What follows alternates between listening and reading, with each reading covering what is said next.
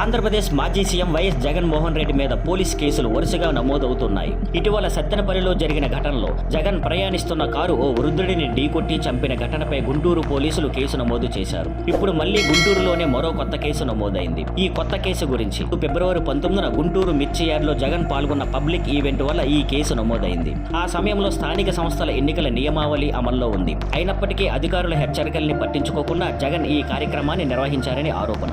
ఈ విషయంలో అప్పుడే కేసు పెట్టాలి అని పలువురు ఆరోపించారు. అయితే ఆలస్యంగా అయినా ఇప్పుడు కేసు నమోదైంది. కేసులో ఉన్నవారు జగన్ తో పాటు మరికొంతమంది వైసీపీ నేతలపై కూడా 41A నోటీసులు జారీ అయ్యాయి. వీరిలో అంబటి రాంబాబు, అప్పిరెడ్డి, మడుగుల వేణుగోపాల్ రెడ్డి తదితరులు ఉన్నారు. ఇటీవల వరుసగా జగన్ కేసులు నమోదవడం వల్ల ఆయనపై మరిన్ని లీగల్ కష్టాలు ఎదురయ్యే అవకాశం ఉందని రాజకీయ వర్గాల్లో చర్చ జరుగుతోంది. ఇకపోతే లిక్కర్ స్కామ్ కేసులో విచారణ కూడా వేగంగా సాగుతుంది. జగన్ కు ఇప్పుడున్న పరిస్థితి రాజకీయంగా కాకుండా లీగల్ గా ఎంతో ప్రాముఖ్యత సంతరించుకుంటోంది. Thank you for watching. Please like, share and subscribe.